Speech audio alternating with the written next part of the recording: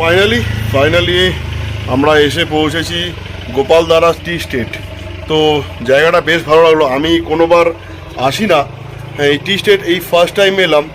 তো বেশ দারুণ লাগছে, সামনেই টি স্টেট রয়েছে আর উল্টো দিকেই আমরা আছি, আর আমাদের বাইক পার্কিংও সামনে রয়েছে। চলো তোমাদেরকে দেখাই।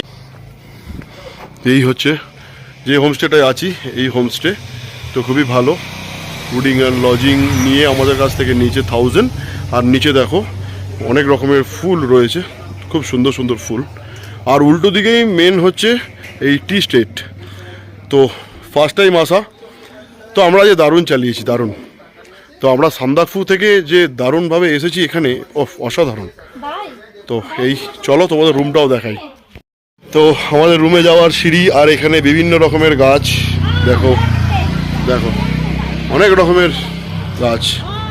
তো এই সিঁড়ি দিয়ে আমরা উপরে উঠছি, এদিকে ওম্মানি ফ্ল্যাগ ঝুলছে, অসাধারণ লাগছে। এই বারান্দা দিয়ে ঢুকেই হচ্ছে আমাদের রুম। এই ঢুকে ডান দিক ঢুকলাম, ওই সামনে শ্যামলদা দাঁড়িয়ে আছে। এই যে এই রে গোপালদা, তো গোপাল তো এখন স্নান করে এলো। আমাদের রুম হচ্ছে এটা, এই একটা বেড, এই একটা বেড। আর রুমের সামনেই দেখো দেখো রুম থেকে চা বাগান, আর কি চাই। দারুণ জায়গা, দারুণ ফাটাফাটি, রুম থেকে একদম চা বাগান।